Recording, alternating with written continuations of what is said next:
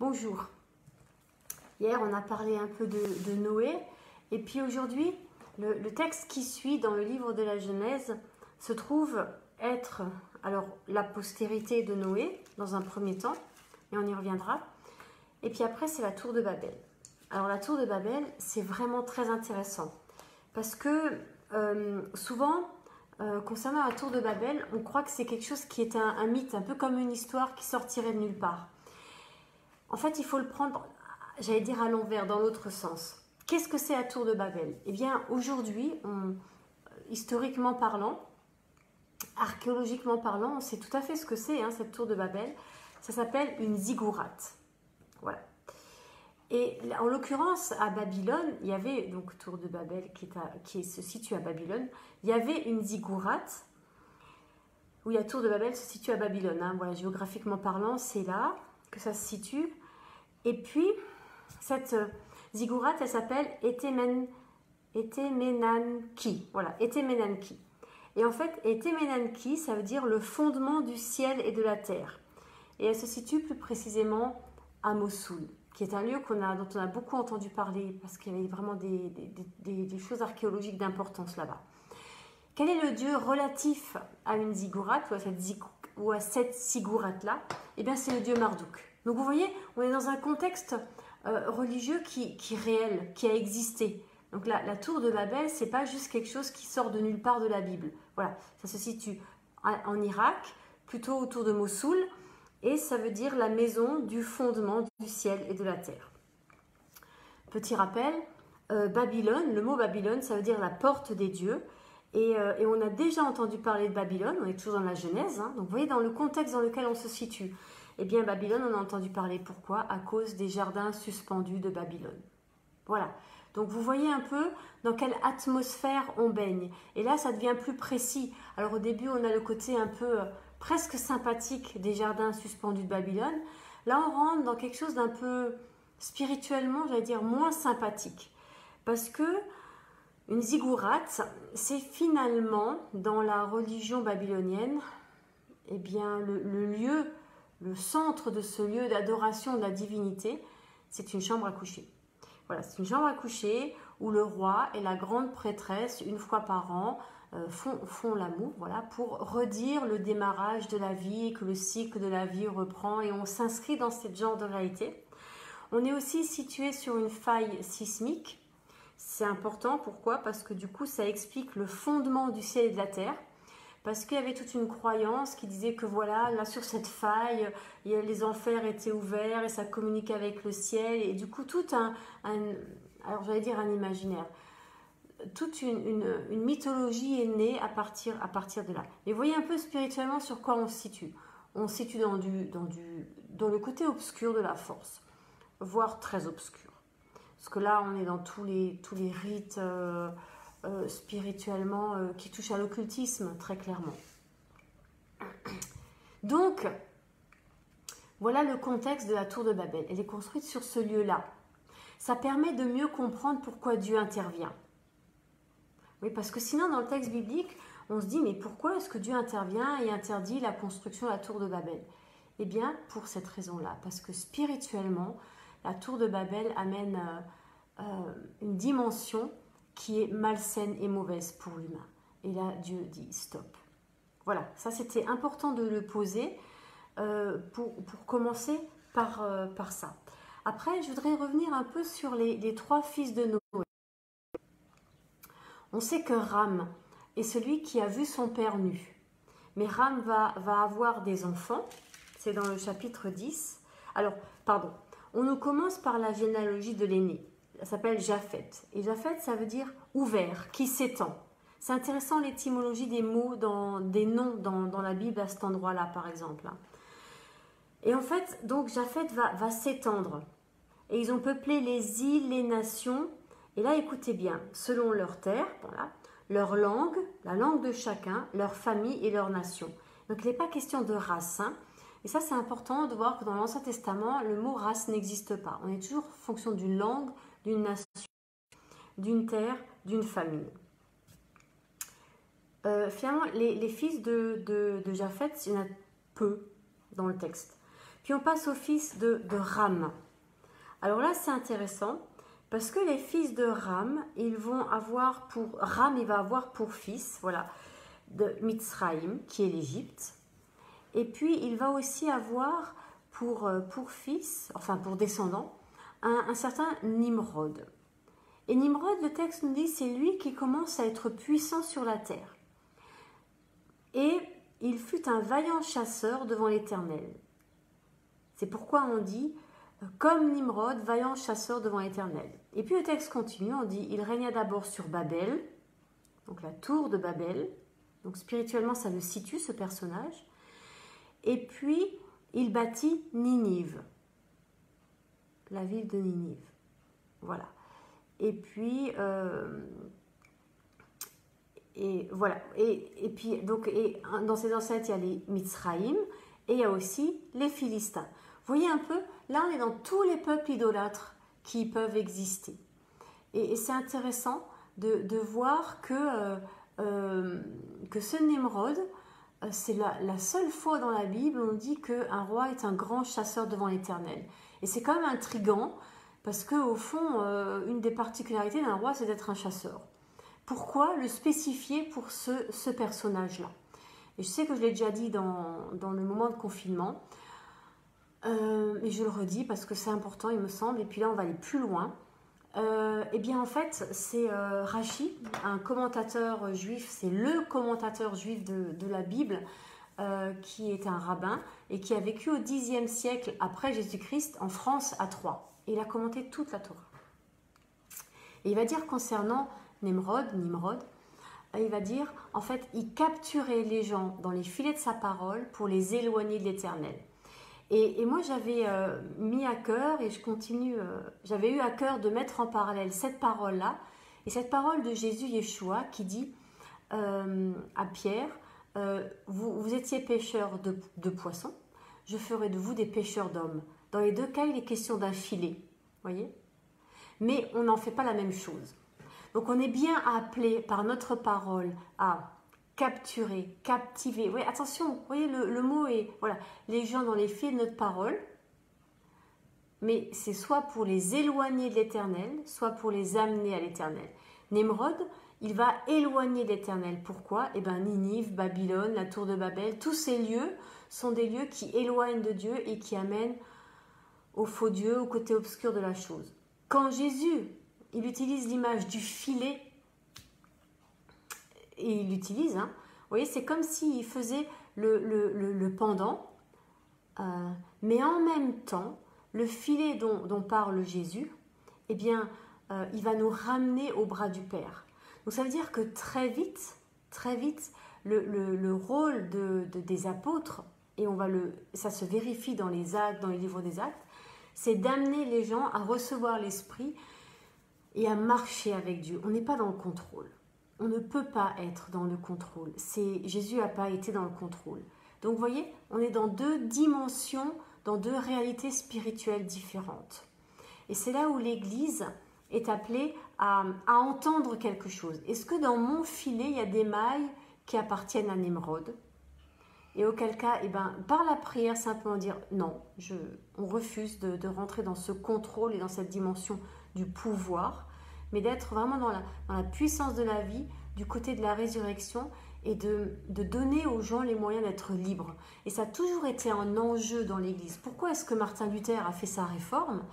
Et clairement parce que l'Église était devenue ce filet emprisonnant et où on utilisait les gens pour leur soutirer de l'argent pour mettre des dorures dans la chapelle Sixtine et pour reconstruire la chapelle et pour construire la chapelle Sixtine. Ça, c'est pas possible. Vous voyez? Vous notez tout de suite qu'il y a une question d'argent qui rentre en ligne de compte. Donc attention. Il faut trouver un équilibre sur la question de l'argent parce que le seul Dieu, le seul faux Dieu que dénonce Jésus dans le Deuxième Testament, que Jésus Yeshua vraiment met en lumière dans le Deuxième Testament, c'est Mammon. C'est Mammon, c'est le seul. Et il le dénonce où? Pas n'importe où, dans le temple de Jérusalem. L'Église doit être vraiment très très prudente. Je dis l'Église avec un grand E, hein, toute dénomination confondue, ça n'a aucune importance. attention à la question de l'argent. C'est la seule chose que Jésus va dénoncer. Dans tout son ministère, le seul faux Dieu qui va dire vraiment, et c'est une puissance qui est... Alors c'est impressionnant parce que quand on lit le texte dans les évangiles, puis dans l'évangile, moi je pense à celui de Jean là pour l'instant, vous voyez, ils empêchent carrément d'entrer dans la présence de Dieu. Les changeurs, ils sont dans le parvis. C'est-à-dire on ne peut pas accéder à Dieu parce que d'abord il faut payer, faut monnayer, voyez. Et il va y avoir aussi ce texte où Jésus va parler de la pauvre veuve qui donne une pièce de cuivre.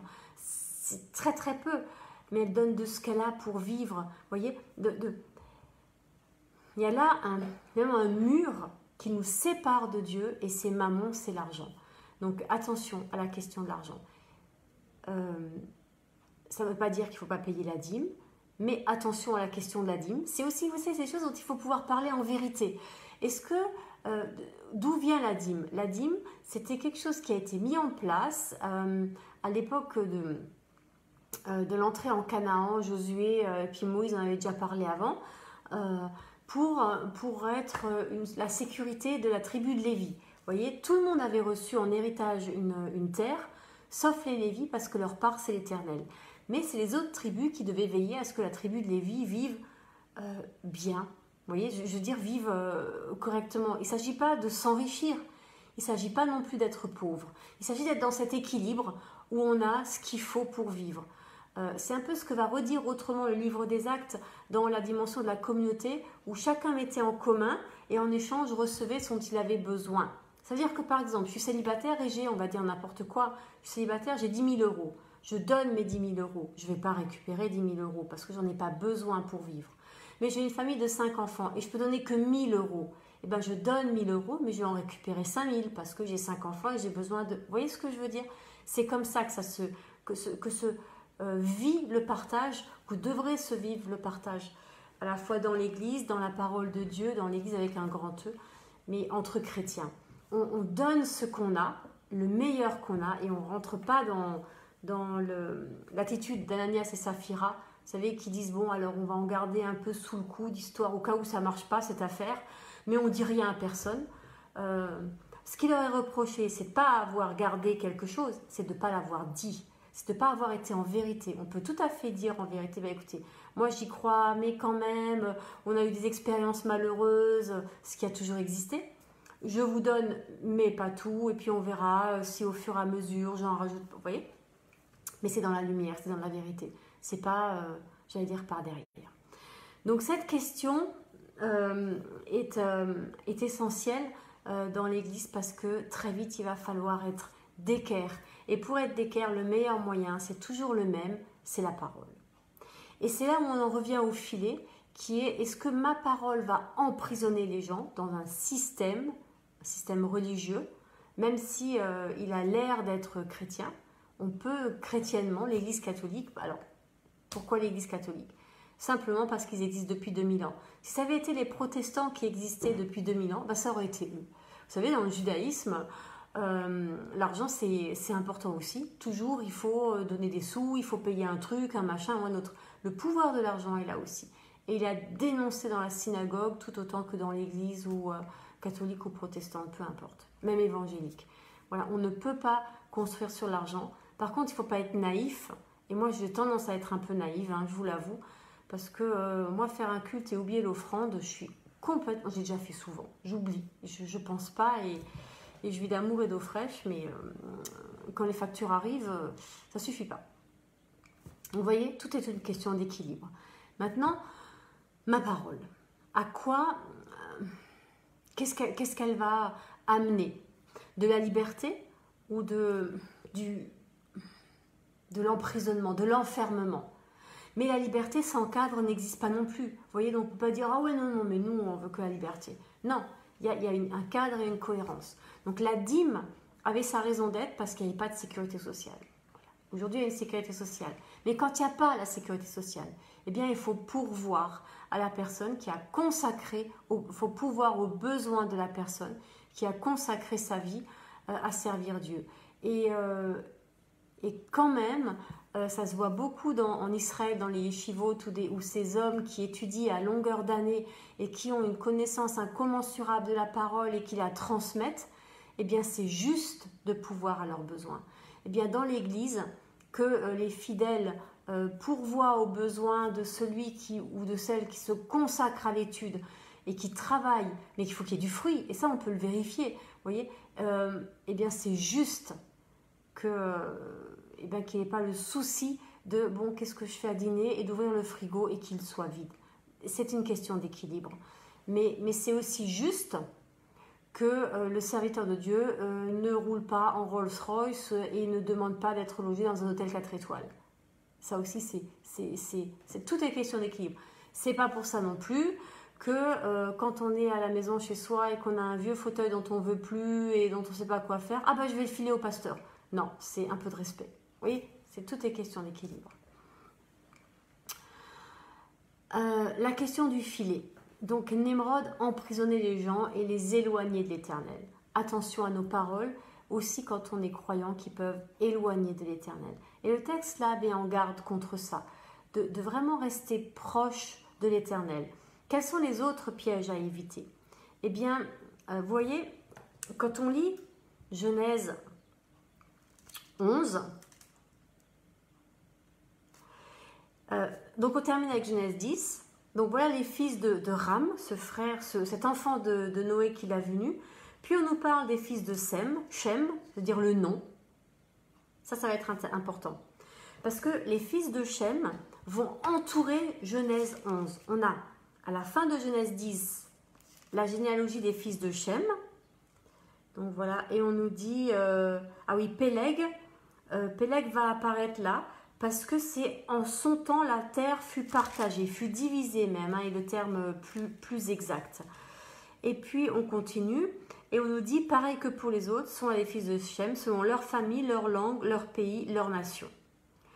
Telles sont les familles des fils de Noé, selon leur génération, leur nation, et c'est d'eux que sortirent les nations qui se sont répandues sur la terre après le déluge. Vous voyez, on est vraiment dans cette... Maintenant, la difficulté qu'on a avec le chapitre 11, c'est que souvent on le prend déconnecté du chapitre 10. Et je crois que déconnecter le chapitre 11, à savoir la tour de Babel, du chapitre 10, va faire qu'on ne comprend pas ou qu'on ne parle pas bien de ce chapitre 11. Le chapitre 11 commence en disant « Toute la terre avait une seule langue et les mêmes mots ». Et là on se dit « Ben voilà, tout le monde parlait la même langue ». Or c'est faux, puisqu'on vient de lire 3 fois que chacun des fils avait sa propre langue, selon sa propre tribu, dans sa propre nation. Vous voyez? Donc si vous déconnectez ces 2 passages, ben vous dites des choses fausses. Donc, il y avait les 2 réalités. Chaque tribu, chaque peuple avait sa langue, plus une langue unique. Et là, ça m'intéresse beaucoup, parce que je vais proposer une petite idée, et de dire, mais au fond, à Pentecôte, dans le livre des Actes, quand on reçoit le don du Saint-Esprit, cette nouvelle langue, est-ce que c'est pas ça, cette langue unique, le parler en langue, vous allez rire. Voilà, moi j'aimerais proposer cette lecture-là, de dire, à la tour de Babel, Dieu a enlevé la langue unique, à Pentecôte, il la redonne, mais on n'a pas encore l'interprétation. Et ça sera compréhensible. C'est compréhensible en esprit. Et quand on aura cette dimension de l'esprit devant le Père, alors on reviendra à cette langue unique où on se comprend. Vous voyez l'idée? À la fois Dieu redonne quelque chose de cette langue unique, le parler en langue, mais en même temps, eh bien, c'est compréhensible qu'en Jésus-Christ et quand on sera devant l'agneau. Il y a encore une étape à attendre. C'est une proposition. C'est juste pour dire, tiens, c'est intéressant parce qu'après tout, rien n'empêche de dire ça. J'en ferai pas une théorie et je ne mourrai pas pour ça, on est bien d'accord. Mais quand même, c'est intéressant. Donc, la langue unique, le parler en langue, et un jour, devant Jésus, Yeshua, dans la gloire, les 2 vont se rejoindre et on comprendra. Pourquoi pas? Donc, cette langue unique, qui fait qu'ils se comprennent et qu'ils se disent, ils trouvent une plaine, ils y habitent et ils se dirent l'un à l'autre. Allons, faisons des briques, cuisons-le au feu. Et les briques leur servirent de pierre et de bitume de ciment. Et ils dirent encore, allons, bâtissons une ville et une tour dont le sommet touche au ciel et faisons-nous un nom, afin que nous ne soyons pas dispersés. Il y a 3 choses qui sont importantes. D'abord, la question des briques et des pierres. Ils construisent une tour et on sait que c'est une ziggourate, donc on sait que c'est une tour qui a vocation à une dimension religieuse. Or, dans l'Exode, la Bible est claire et pour dire tu te feras un autel de pierre, tu ne le tailleras pas parce que ton ciseau le profanera. Donc tailler la pierre, c'est déjà interdit, alors je ne vous parle même pas des briques. Et en plus, on est dans tout le contexte de l'Égypte, puisque ce sont les ancêtres de l'Égypte. Donc vous voyez en quoi cette tour de Babel, ça renforce l'idée du filet et de l'enfermement, là où l'idée de la pierre, et Jésus va réutiliser l'image de la pierre en disant à Pierre, tu es cette pierre sur laquelle je construirai mon église, et toute l'image des pierres vivantes et tout ça. On est encore dans une opposition brique-pierre, filet de mort, filet de vie, donc ça colore tout ça, pour dire que vraiment il s'enfonce dans l'idolâtrie tout simplement. Et donc ils font des briques, c'est la première chose qu'il faut retenir. Et donc ça veut dire que d'entrée de jeu ils sont à côté de la plaque, ils sont vraiment à côté de ce que Dieu dit. La deuxième chose qui fait qu'ils sont à côté, c'est faisons-nous un nom. Alors encore une chose qui fait qu'ils sont à côté, c'est nous allons toucher le ciel. C'est pas nous qui touchons le ciel, c'est le ciel qui vient vers nous en Jésus Yeshua. Voilà, ça c'est une chose. Et puis ils disent, faisons-nous un nom. On ne se fait pas un nom, on reçoit un nom. Abraham a reçu un nom. Et tous dans la Bible, tous les changements de nom, c'est des choses que Dieu donne pour, aussi au fond pour changer l'histoire et pour que notre histoire, tout à coup, soit le reflet de son histoire. Donc on reçoit un nom, on ne se le fait pas. Deuxième erreur. Et la troisième erreur consiste à dire, afin que nous ne soyons pas dispersés. Et le mot utilisé pour disperser est différent du mot utilisé au chapitre précédent, la fin du chapitre 10, qui dit, qu'ils soient répandus sur la terre après le déluge, et eux ils disent, nous sommes dispersés. Encore une fois, Dieu ne dit pas la même chose. Dieu, il les répand, il les envoie, il ne les disperse pas. Et eux, ils vivent ça, on va être dispersés. Non, ce n'est pas ce que Dieu dit. C'est pas ce que Dieu dit. Donc, quelque part, le mot disperser porte quelque chose qui relève d'une dimension, on a peur. On ne veut pas être dispersé, on a peur, on est bien ensemble. Et ça, on le retrouve aussi quelque part chez les disciples qui veulent rester entre eux. Et qu'est-ce que fait le Seigneur ? Il envoie des persécutions pour que la parole se répande, pour qu'ils partent, pour qu'ils quittent Jérusalem et qu'ils remplissent le monde de cette parole de Dieu, de cette bonne nouvelle de l'Évangile. Parce que voilà ce qui va colorer ma parole. Est-ce que c'est la bonne nouvelle de l'Évangile ou pas ? Il y a Coco qui manifeste. C'est le coq. Voilà. Donc, c'est intéressant parce que même dans les noms des fils de Noé, le fait d'être rame, d'être brûlant, c'est intéressant. Surtout par rapport à la torche de la fin de Shabbat, où on est brûlant, enthousiaste. Pourquoi faire une torche à la fin de Shabbat ? Si ce n'est que pour répandre cette parole qu'on a reçue à Shabbat dans la semaine. Et puis on a Japhet qui veut dire ouvert, qui s'étend. Quelque chose qui s'étend, une parole qui s'étend. L'huile de l'esprit qui s'étend, qui se répand. Et Shem, c'est là que c'est important, Shem, le nom. Et vous avez vu, au chapitre 11, c'est « Faisons-nous un nom ». Et ce passage-là est entouré par, à la fin du chapitre 10, Shem, le nom. Et à la deuxième partie du chapitre 11, on nous redit la postérité de Shem, le nom. Voilà. Et on nous redit que Péleg est celui, est l'homme, la génération où la terre a été divisée. Et vous vous rappelez dans Genèse, en Genèse 1, il est dit que Dieu a fait la terre, un lieu, et le reste autour. Et là, on nous dit que ce lieu a été divisé. Qu'est-ce que ça veut dire ? Ça veut dire que la division, avant d'être visible sur la croûte terrestre, elle est visible, elle existe en esprit. Voilà. À partir du moment où les hommes vivent la tour de Babel et ils sont dispersés, ils sont divisés, ils ne s'entendent plus, ils ne se comprennent plus, au fond ils ne sont plus frères, eh bien ça va impacter la terre. Et paf, la terre se sépare. Voilà. La terre est divisée parce que d'abord nous sommes divisés. Nous sommes divisés entre nous. Nous ne sommes plus capables de nous appeler frères. Nous ne sommes plus capables de nous dire je viens de telle famille mais tu es mon frère. Et on se bat. Et c'est là que ça renforce une autre de mes convictions, à savoir que le premier meurtre n'est pas un parricide. On ne tue pas son père. D'abord on tue son frère. Parce qu'il devient l'étranger. Parce qu'il est trop différent de moi. Parce que je n'ai plus cette capacité de mettre un filet et de me l'accaparer. Vous voyez, cette histoire du filet, là où le filet dans l'évangile devient libérateur. On tue d'abord son frère. Et puis, et c'est là qu'arrive la division, et elle va devenir tellement au fond profonde, on la porte tellement profondément dans nos âmes, dans nos esprits, dans nos cœurs, qu'elle devient visible sur la terre. Et maintenant, tout le reste de la Bible, au final, va être comment est-ce qu'on va faire pour réparer tout ça. Et la Bible est claire, il n'y a qu'un nom qui est donné au ciel et sur la terre. Oui.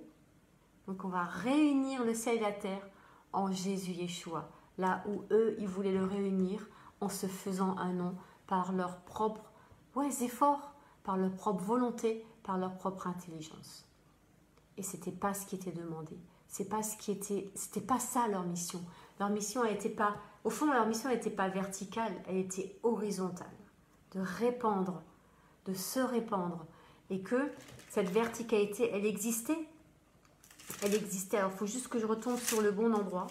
Voilà, elle existe depuis Enoch, à savoir Enoch, qui est le fils de Seth, qui est le fils d'Adam et Ève.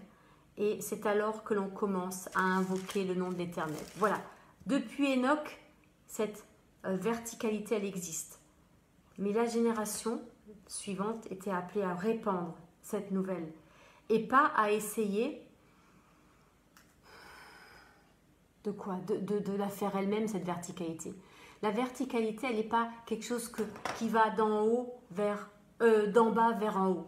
C'est quelque chose qui vient d'en haut et qu'on attend. Et Abraham, qui arrive juste après, puisqu'Abraham, c'est le chapitre 12, eh bien, tout de suite, et on va le voir demain, tout de suite, le premier sacrifice d'Abraham va reposer ça. En disant cette verticalité, c'est quelque chose qui vient d'en haut vers en bas et pas d'en bas vers en haut. Même si en bas, il faut qu'il y ait un espace préparé à accueillir, mais ça descend d'en haut. Et c'est exactement l'œuvre de la croix de Jésus Yeshua. Parce que quand Jésus Yeshua meurt sur la croix, le rideau du temple se déchire de haut en bas. Et tout le reste de la Bible va finalement mettre en scène quelque part comment, génération après génération, de quelle manière on va essayer de remettre ça, ou Dieu va essayer de remettre ça, de redire ça à ses enfants. Parce que même si on n'est pas frère, on est encore ses enfants. Donc là aussi, comment être frère si je ne suis pas d'abord enfant d'un même Père, du Père éternel. Vous voyez, alors, je l'ai dit aussi peut-être déjà, mais parfois notre fraternité, elle manque de hauteur. Et c'est par la croix. Voilà. Vous voyez, il faut cette verticalité pour que notre fraternité ait de la hauteur. Sinon, on rame quand même. Hein. C'est bien bouseux tout ça. Voilà, bouseux. Mais par la croix et dans le nom de Jésus, tout à coup, notre fraternité, elle a du sens.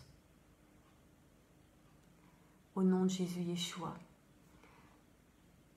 nos vies ont du sens. À demain. Amen.